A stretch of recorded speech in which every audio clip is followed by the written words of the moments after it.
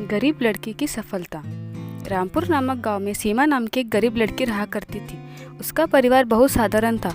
पिता खेतों में मजदूरी करते थे और माँ दूसरों के घरों में काम करके परिवार चलाती थी। सीमा के घर की हालत इतनी खराब थी कि कभी कभी 2 वक्त का खाना भी मुश्किल से मिल पाता था। लेकिन सीमा ने अपने सपने जो है बहुत बड़े थे। वह पढ़ लिख कर कुछ बनना चाहती थी ताकि अपने परिवार को इस गरीबी से बाहर निकाल सके।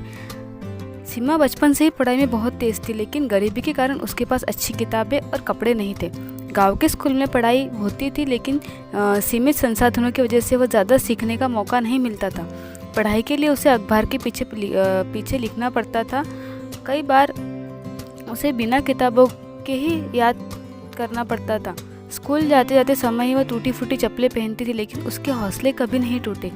गांव के कुछ लोग सोचते थे कि लड़कियों को ज़्यादा पढ़ाने का कोई फ़ायदा नहीं है, क्योंकि आखिरकार उन्हें घर ही संभालना होता है। कुछ लोग उसके माता पिता से कहते, क्यों इसे पढ़ा रहे हो, उसकी शादी कर दो, यही इसकी असली मंजिल है। लेकिन सीमा की माँ बहुत समझदार थी। उन्होंने हमेशा सीमा का हौसला बढ़ाया और कहा, तुम मेहनत कर बेटी, एक दिन तू ज़रूर कामयाब होंगी।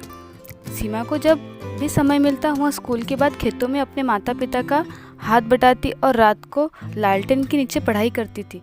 गांव के एक शिक्षक जो थे शर्मा सर, उन्होंने उसकी मेहनत देखी और कहा, सीमा अगर तू मन लगाकर पढ़ेंगी तो मैं तुझे अपनी पुरानी किताबें दे दूंगा।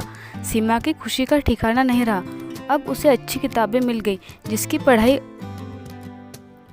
उसकी पढ़ाई और बेहतर होने लगी। जब सीमा ने 10वीं कक्षा की परीक्षा दी तो पूरे ज़िले में उसका पहला स्थान आया। यह खबर जब अखबारों में छपी तो गांव का हर कोई हैरान रह गया। जो लोग पहले उसे ताने मारते थे अब वे उसकी तारीफ करने लगे। उसकी सफलता की खबर एक समाज सेवी संस्था तक पहुंची। उन्होंने उसे आगे की पढ़ाई के लिए छात्रवृत्ति दे दी। अब सीमा को शहर के बड़े कॉलेज में पढ़ने का मौका मिला। वहाँ उसे अपनी पढ़ाई पूरी जारी रखी। इंजीनियरिंग की डिग्री जो है वो हासिल कर ली। कुछ सालों बाद सीमा को एक बड़ी मल्टीनेशनल कंपनी में नौकरी मिल गई और वह लाखों रुपए कमा रही थी। उसने अपने माता पिता के लिए सुंदर घर बनवाया और गांव में लड़कियों के लिए स्कूल की नींव रखी ताकि कोई और लड़की उसकी तरह संघर्ष न करे। इस कहानी से हमें यह सीख मिलती है कि सपने बड़े हो तो रास्ते खुद ही बन जाते हैं। मेहनत और लगन से कोई भी गरीबी को हरा सकता है। तो कैसी लगी आपको मेरी कहानी? अगर कहानी अच्छी लगे तो प्लीज़ मेरे चैनल को लाइक, शेयर और सब्सक्राइब करना ना भूलिएगा।